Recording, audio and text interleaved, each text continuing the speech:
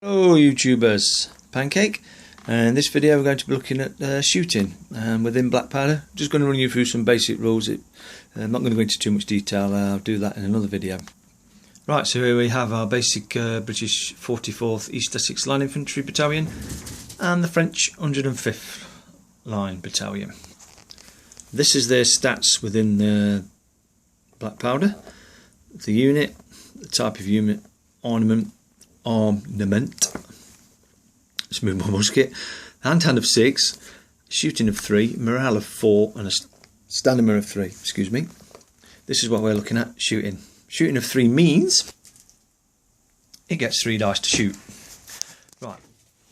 18-inch is the range of musket, smooth bore musket in Blackpowder. But then again, that's because they play on tables of 12 foot.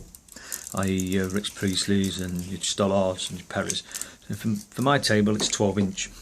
You can measure at any time, pre-measure, and as we can see, the French are well within their 12-inch. So they get to shoot with 3 dice, shooting at this line infantry battalion. You hit on 4s, so 4 or more will do. 4 hits, couldn't wish for better, and that doesn't seem much for only 3 dice. For so many men, but as you play in the game it does become apparent why only 3 dice is used. Now they get a chance to save, and you check the morale. They have a morale of 4, so they're saving on 4 pluses. So the British roll. That one's cocked. Cocked again. Oh, so 2. The British have taken 2 casualties. So you mark the unit, 2 casualty markers. Now let's just say out of interest, they took 3 casualties. They have now become shaken. And what that means is when they shoot, from now on, it becomes a -1 to their shoot. So basically they're at a disadvantage because they become shaken. And also they start taking break tests. And when you take break tests, any casualties in excess of your 3, which made you shaken, come into factor. So let's just say we're going to have another round of shooting from the French. And the French roll a 5, a 6, and another 6, which is pretty damn good. Because they've rolled a natural 6, it doesn't matter if they've rolled 2, even just 1 would do. The unit becomes disordered, so you give them a disorder marker. I use these explosive markers. You can use cotton wool or whatever you like to show that that unit now is disordered. I'll come into that in a moment, what disorder means.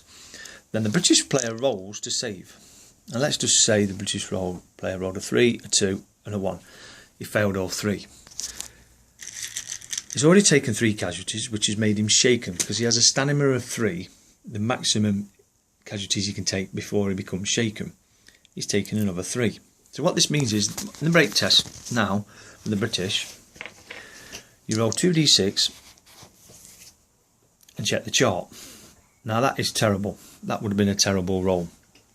Because basically he's only rolled 4, but because he's got 3 over his stamina, that 3 becomes a minus off your dice roll. So basically remove that, leaving him a 1. And if you look on the chart, a 1 is definitely broken and destroyed this battalion. Let's say we had 8. You'd minus 3 off the 8, it'd leave the battalion with 5. So 5 isn't very good. It probably might not be enough to destroy the unit, but it would retire, affect the battalion in some way. So once the break test has been taken, any casualties in excess of its stamina is 3. So these ones are in excess of its already 3 stamina of its stat are removed. And then next turn, when it's shot at again, it can accumulate more casualties, but only the ones it's accumulated after it's been shaken come off your dice roll for break tests, and then once again that's removed once you take your break test.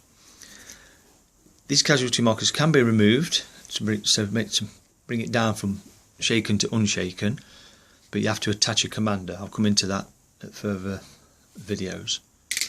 Moving back to the disorder marker, when a unit has been shot at and disordered, the turn it comes for the British player to move, this unit, this battalion, won't be able to move because it's been disordered with a natural 6 from this French battalion.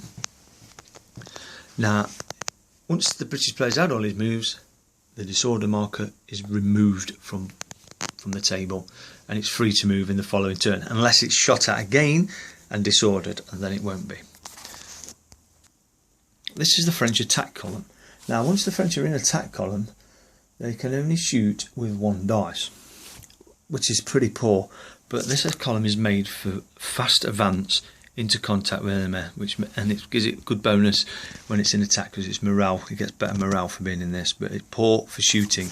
Also in line is very poor for shooting because you don't get any dice for being caught in a march column line. So basically, when you're in this formation, you can't shoot at all. You can move faster because you get better command on roads and the like, but if you're caught out in this formation, you're pretty much knackered. It's alright for beginning the game or large tables where you want to march troops on fast and get them into position, but woe betide anybody who gets caught out in this formation. This is the British 4 deep line, which they have an option to go into when they can't get a full line out because of the terrain, and it doesn't allow them to get a full 2 deep line. But there's a penalty for this formation. They can only shoot with 2 dice. When the gap between the two becomes up to 6 inch, it's called close range or closing fire from that range. So there's a modifier for that. You get +1 to your dice for shooting for that range. Target is not clear or is skirmish is a -1. If the shooters are shaken, as we were talking about, or disordered, that's a -1. In the game of Blackpowder, you have to shoot at your closest target. Well, in this little bit of a game square we've set up, the 95th are the closest target, but because they're skirmishers, they don't present clear targets, so the French player can ignore the skirmishers for the line battalion and shoot the line battalion instead. Right, now the line battalion is obscured a little from these trees, not presenting a clear target. So these 95th then become targets, because these line battalion aren't clear targets because obviously of trees and hedgerows or whatever. So the other closest target is these skirmishers. So in this situation, the skirmishers have done their job. They've drawn the fire away from the line battalion onto themselves. Also, if you can't see 50% or more than 50, then there becomes a non-clear target. Closing fire is basically where a unit charges this unit. This infantry battalion is going to charge this infantry battalion. So the French player declares its charge, but as it's charging in, the British player gets to choose closing fire. So basically he gets his 3 dice. But because it's closing fire, you presume that the British player will shoot at the best opportunity point as the battalion comes in, the French battalion comes in. So therefore, with his 3 dice, he don't hit on 4s, he hits on 3s. So as they come in, he gets basically a free shot to shoot up the battalion as it comes in, which is quite handy and quite cool. That's basically the basics on shooting. There's lots of other things that come into play, but as the basics go, that is it for Blackpowder and basic shooting. I'll cover more advanced rules on shooting and all the other factors that come into it in later videos when I've gone through all the basics. Thanks for watching. Catch you in the next video. Bye.